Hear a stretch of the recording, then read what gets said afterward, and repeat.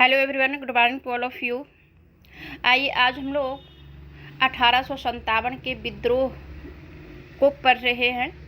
पिछले 2 क्लास हम लोग इस टॉपिक पे पढ़ चुके हैं, जिसमें कि पढ़े हैं कि 1857 के विद्रोह के स्वरूप एवं परिणामों की व्याख्या कीजिए। ये क्वेश्चन आता है।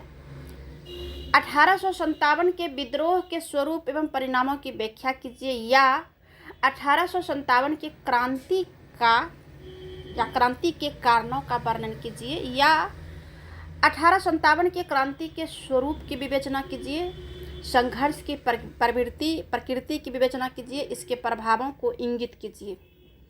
तो क्वेश्चंस जो आता है, सबसे पहले हम जो पिछले 2 क्लास से हम पढ़ रहे हैं, क्रांति के कारण को पढ़ रहे हैं, जिसमें कि कई कारण है। राजनीतिक कारण है, आर्थिक कारण, सामाजिक कारण, सैनिक कारण एवं अन्य कारण भी है। तो ये कारण जो पढ़ रहे हैं, जब शॉर्ट में क्वेश्चंस आता है तो क्रांति के कारणों का वर्णन कीजिए अगर आता है। अगर लॉन्ग में आता है तो ये सारे कारणों को एक साथ पढ़ना पड़ेगा, जिसमें कि राजनीतिक कारण, आर्थिक कारण, सामाजिक कारण, सैनिक कारण एवं अन्य कारण। और अगर शॉर्ट में आता है तो शॉर्ट में जो आएगा तो सिर्फ पॉइंट्स लिख करके उसका जो है पॉइंट्स का थोड़ा थोड़ा जो है उसका हम डिटेल्स लिखेंगे। और अगर अलग अलग आता है कि 1857 क्रांति के राजनीतिक कारण को लिखें, या फिर सामाजिक कारण को लिखें, या फिर आर्थिक कारण को लिखें, तो इसे आप लोग को अलग अलग लिखना है। हम उसी अनुसार से हम वीडियोज बनाए हैं कि 1857 की क्रांति के राजनीतिक कारण, 1857 क्रांति के आर्थिक कारण, 1857 क्रांति के सामाजिक कारण। तो आज हम लोग 1857 क्रांति के सामाजिक कारण को ही पढ़ेंगे। सामाजिक और उसमें हम सैनिक कारण भी ऐड करेंगे, और अन्य कारण में थोड़ा सा ज़्यादा बड़ा है तो उसे जो है फिर अगले वीडियो में हम पढ़ाएंगे। फिर उसके बाद जो है इसका स्वरूप को पढ़ेंगे, फिर इसकी प्रकृति को भी पढ़ेंगे, और इसका क्या प्रभाव पड़ा है इसके प्रभाव को भी पढ़ेंगे। तो ये क्वेश्चंस जो है इसलिए इतना लंबा चौड़ा है क्योंकि ये क्वेश्चंस पॉलिटिकल साइंस विषय में भी आ जाता है और इतिहास विषय का तो है ही।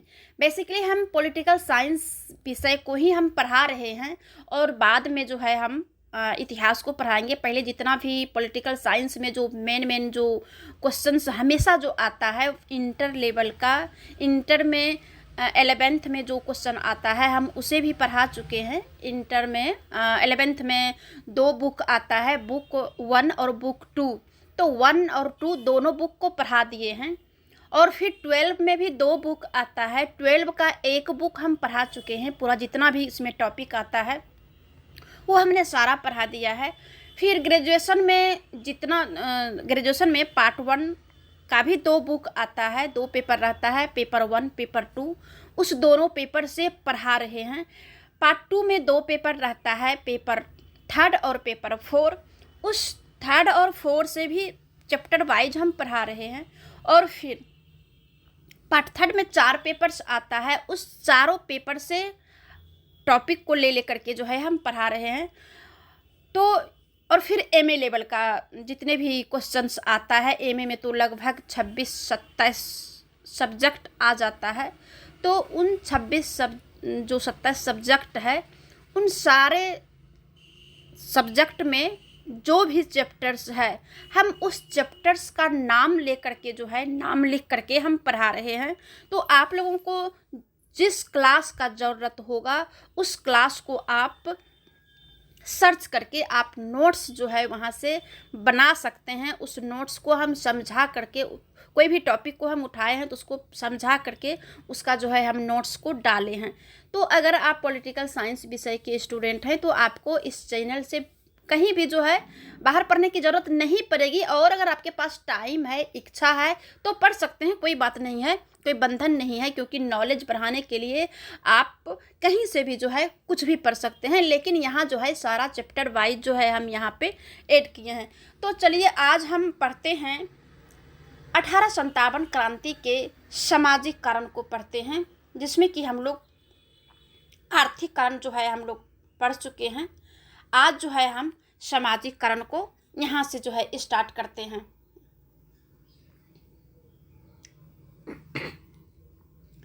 1857 क्रांति के सामाजिक कारण में जो है भारत से दुर्व्यवहार, क्योंकि सामाजिक कारण हो या राजनीतिक जो पढ़ाए हैं, आर्थिक जो पढ़ाए हैं, तो राजनीतिक कारण में क्या क्या राजनीतिक कारण है हम पॉइंट्स वाइज हम लिखे हैं ताकि आपको याद करने में सहूलियत हो। ऐसे अगर हम कहानी के रूप में अगर हम आपको दे देते हैं तो फिर उसे आपको रटना पड़ेगा और फिर समझने में भी जो है प्रॉब्लम होगा। और ऐसे इसे हम पॉइंट्स के थ्रू अगर हम देते हैं, अगर पॉइंट्स को समझते हैं, पॉइंट्स के बारे में अगर जानते हैं और पॉइंट्स को याद कर लेते हैं तो हो सके आप खुद से भी जो है वीडियो को सुन करके खुद से भी लिख सकते हैं।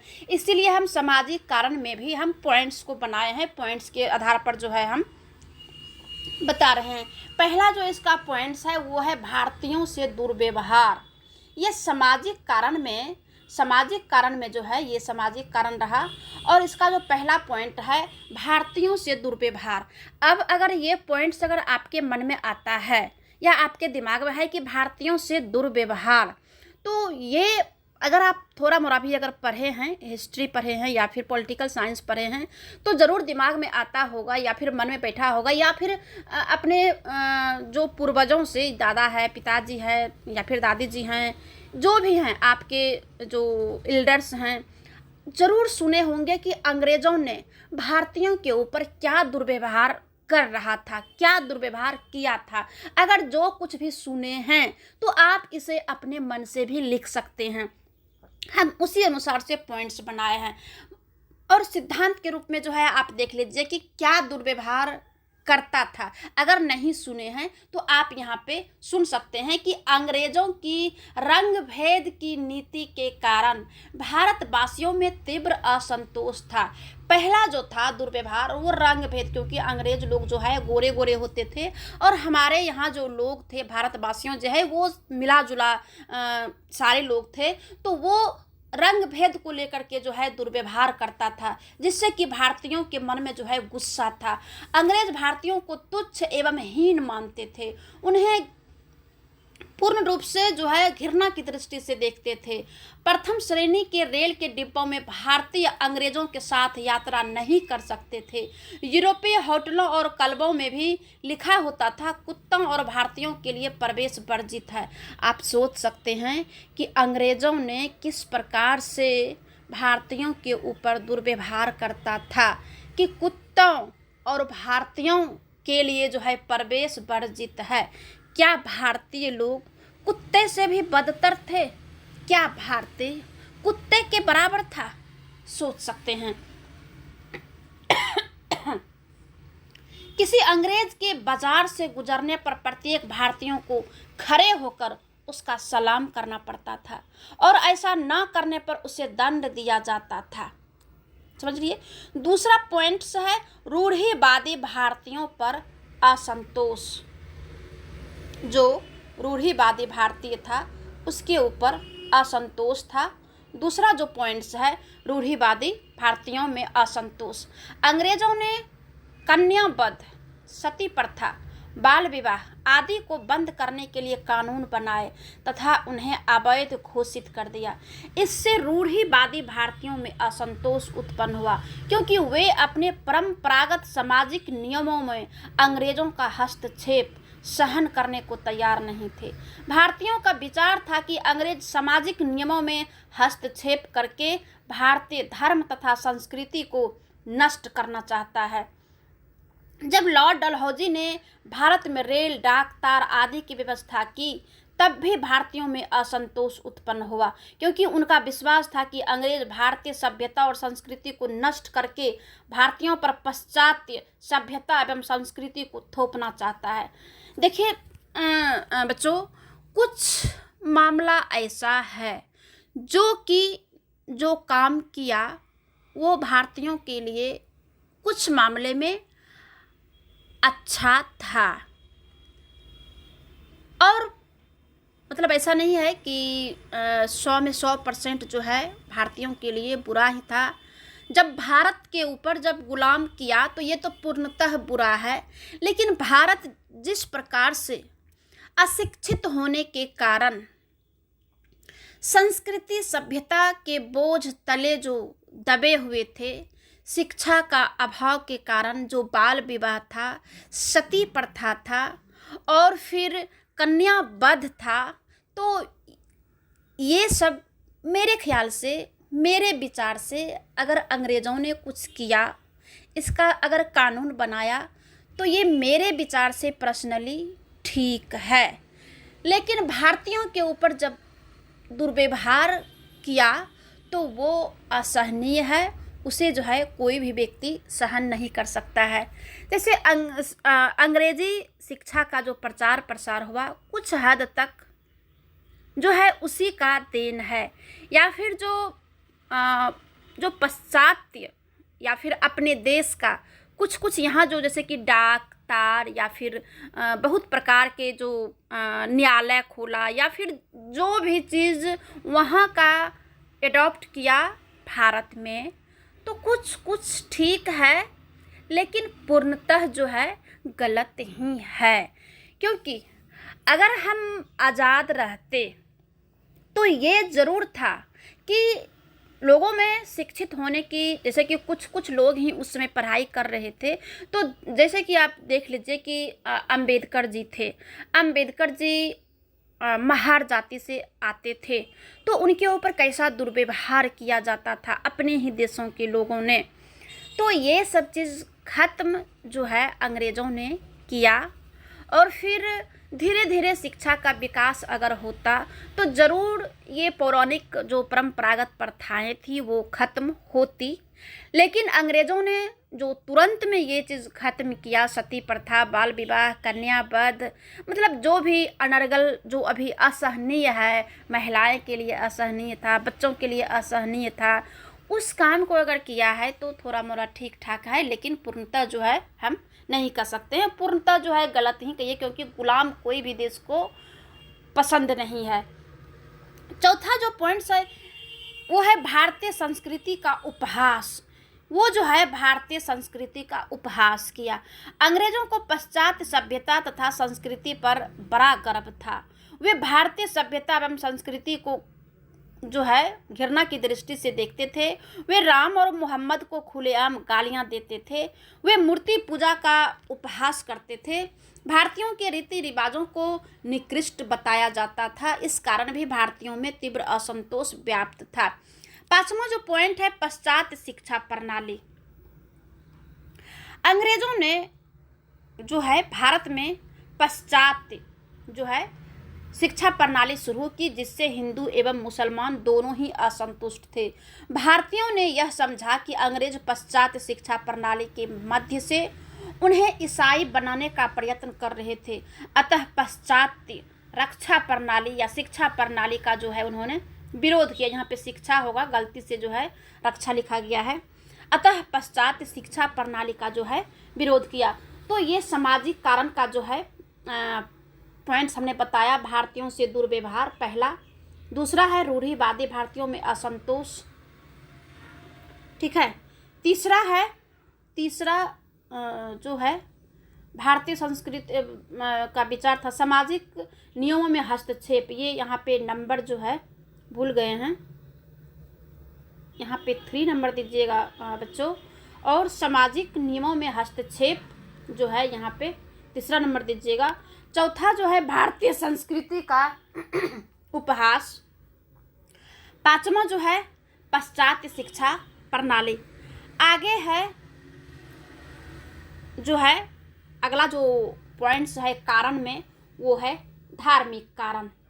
अब आइए जानते हैं, वो सामाजिक कारण था, अब धार्मिक कारण में क्या है कि अंग्रेजी सरकार का प्रोत्साहन पाकर, चौथा पॉइंट्स में है अंग्रेजी सरकार का प्रोत्साहन पाकर ईसाई धर्म के प्रचारक भारत में ईसाई का प्रचार कर रहे थे।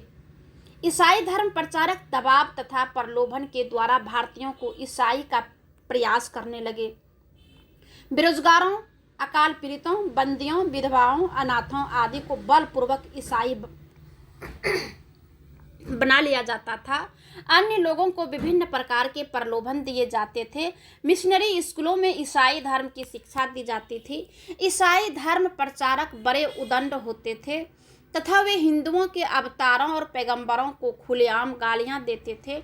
इंग्लैंड की संसद में सांसद मेगल्स ने भाषण देते हुए कहा था कि परमात्मा ने भारत का विशाल साम्राज्य ब्रिटेन को इसलिए सौंपा है कि भारत में एक सिरे से दूसरे सिरे तक ईसाई धर्म की पताका लहरा सके।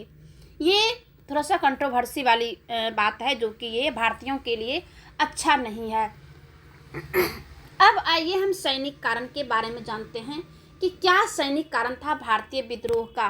भारतीय सैनिकों में असंतोष था, जिसमें कि पहला पॉइंट्स है भारतीय सैनिकों में असंतोष। अंग्रेजों का भारतीय सैनिकों के प्रति व्यवहार अच्छा नहीं था। उन्हें अंग्रेज सैनिकों के मुकाबले बहुत कम वेतन और भत्ते दिए जाते थे। सेना में उच्च पदों पर केवल अंग्रेजों की ही नियुक्ति की जाती थी। ठीक है। सेना में एक भारतीय सूबेदार का वेतन 35 रुपये मासिक था, जबकि अंग्रेज सूबेदार 195 रुपये मासिक वेतन मिलता था। इसी प्रकार एक भारतीय सैनिक को केवल 8 रुपये मासिक वेतन मिलता था, वही एक अंग्रेज सैनिक को लगभग 70 रुपये मासिक वेतन मिलता था। इसीलिए जो है सैनिक कारण में भारतीय सैनिकों में पहला जो पॉइंट है असंतोष। अगर सैनिक कारण में अगर पॉइंट सिर्फ याद कर लेते हैं कि भारतीय सैनिकों में असंतोष, तो इतना आपको जरूर समझ में आ जाएगा कि भारतीय सैनिकों में असंतोष क्यों था। दूसरा कारण है अवध का विलीनीकरण। जो अवध है उसे विलीनीकरण कैसे विलय कर लिया। 1856 में अंग्रेजों ने अवध को ब्रिटिश साम्राज्य में सम्मिलित कर लिया। इससे बंगाल की सेना में तीव्र आक्रोश उत्पन्न हुआ, क्योंकि बंगाल की सेना के अधिकांश सैनिक अवध के नागरिक थे। अवध के विलीनीकरण के परिणाम स्वरूप 60,000 सैनिक बेरोजगार हो गए, अतः उनमें अंग्रेजों के विरुद्ध तीव्र आक्रोश था। मौलाना आजाद का कथन है कि अवध को अंग्रेजी राज्य में मिलाए जाने से सभी सैनिकों में विद्रोह की भावना उत्पन्न हो गई। मुख्यतः बंगाल की सेना के लोगों को इससे बहुत बड़ा धक्का लगा। उन्होंने अचानक अनुभव किया कि कंपनी ने जो शक्ति उनकी सेवाओं और त्याग से प्राप्त की थी, उसका उपयोग उनके ही राजा को समाप्त करने के लिए किया जाता था। तीसरा जो पॉइंट है धार्मिक रीति रिवाजों में हस्तक्षेप। पंजाब की विजय के पश्चात कंपनी सरकार ने भारतीय सैनिकों को यह आश्वासन दिया था कि उन्हें अपनी दाढ़ी मूंछ साफ करने के लिए बाध्य नहीं किया जाएगा। बाद में उन्हें अपनी दाढ़ी मूंछ साफ करने के आदेश जारी कर दिए। इस कारण भी भारतीय सैनिकों में जो है असंतोष था। चौथा जो पॉइंट्स है वह है प्रथम आंग्ल अफगान युद्ध में जो अंग्रेजों की पराजय, प्रथम गल अफगान युद्ध, जो कि अंग्रेजों को पराजय का मुंह देखना पड़ा था। इससे भारतीय सैनिकों ने अनुभव किया कि अंग्रेज अजय नहीं है, भारतवासी भी संगठित होकर अंग्रेजों को परास्त कर सकता था। पांचवा जो पॉइंट है भारतीय सैनिकों को पर्याप्त सुविधाएं ना देना। जो भारतीय सैनिक थे, अंग्रेजों ने भारतीय सैनिकों को किसी भी तरह का सुविधाएं नहीं देता था। उन्हें बिना किसी भत्ते के दूर दूर के स्थानों पर युद्ध के लिए भेज देता था। भारतीय सैनिकों के लिए पदोन्नति के अवसर भी नहीं के बराबर था। अतः 1806 से 1855 के बीच भारतीय सैनिकों ने अंग्रेजों के विरुद्ध कई बार विरोध किया, परंतु जो सैन्य शक्ति के बल पर अंग्रेजों ने उन विद्रोहों को दमन कर दिया था। छठा जो पॉइंट्स है वह है भारतीय सैनिकों की संख्या अधिक होना। भारतीय सैनिकों की संख्या अधिक होना। 1856 में कंपनी की सेना में लगभग 2,38,000 भारतीय तथा 15,332 अंग्रेज सैनिक थे। इस प्रकार भारतीय तथा अंग्रेज सैनिकों की संख्या का अनुपात 6.1 था। अतः भारतीय सैनिकों को इस बात का विश्वास था कि यदि अंग्रेजों के साथ उनका संघर्ष छिड़ गया तो उनका पलड़ा भारी रहेगा। सातवां जो पॉइंट्स है सामान्य सेवा भर्ती अधिनियम। 1856 में अंग्रेजी सरकार ने सामान्य सेवा भर्ती अधिनियम पास किया, जिसके अनुसार भारतीय सैनिकों को विदेशों में युद्ध के लिए भेजा जा सकता था। इस अधिनियम से भारतीय सैनिकों में असंतोष उत्पन्न हुआ, क्योंकि अनेक सैनिक जो है विदेश जाना अपने धर्म के विरुद्ध जो है समझता था। अगला जो पॉइंट्स है, आठवां जो पॉइंट्स है वह है तत्कालीन कारण। जो तत्कालीन कारण था उस समय का, वो था कि 1856 में भारतीय सैनिकों का एनफील्ड नामक नई राइफलें दी गई। इन राइफलों में विशेष प्रकार का कारतूस प्रयोग में लाया जाता था, जिसको चिकना करने हेतु गाय और सूअर की चर्बी का प्रयोग उसमें किया जाता था। अतः हिंदू और मुसलमान सैनिकों ने इन कारतूसों का प्रयोग करने से इनकार कर दिया था। 29 मार्च 1857 को बैरकपुर की अंग्रेजी सेना की प्रेवी रेजिमेंट के भारतीय सैनिक मंगल पांडे ने इन कारतूसों का प्रयोग करने से इनकार कर दिया और उसने अंग्रेज अधिकारियों को गोली से उड़ा दिया। मंगल पांडे को बंदी बना लिया गया और 8 अप्रैल 1857 को उसे फांसी की सजा दी गई। साथियों, मैं नहीं, किसी भी हालत में, किसी भी सूरत में नहीं कह सकते हैं कि अंग्रेज़ों का जो है भारत में रहना अच्छा था। किसी भी हालत में नहीं कह सकते हैं। भले हमारी जो संस्कृति सभ्यता थी धीरे धीरे ही विकसित होता, लेकिन इतना जो है प्रहार असहनीय था। 1857 को मेरठ में लगभग 85 भारतीय सैनिकों को जेल में बंद कर दिया गया, क्योंकि उन्होंने चर्बी लगे कारतूसों का प्रयोग करने से इनकार कर दिया था। इस पर अन्य भारतीय सैनिक भड़क गए और 10 मई 1857 को विद्रोह का झंडा खड़ा कर दिया। उन्होंने अनेक अंग्रेज अधिकारियों और सैनिकों को मार डाला, अपने साथियों को छुड़वा लिया। उसके पश्चात क्रांतिकारियों ने मेरठ से प्रस्थान कर 11 मई 1857 को दिल्ली पर अधिकार कर लिया। ठीक है, और फिर 11 मई 1857 को दिल्ली पर अधिकार करने के बाद बहादुर शाह का जो है भारत का सम्राट घोषित कर दिया और इस प्रकार 10 मई 1857 को क्रांति का सूत्रपात हो गया। वीडियोज बहुत बड़ा हो गया और फिर अगले वीडियो में हम लोग 1857 क्रांति के परिणाम या प्रभाव को पढ़ेंगे।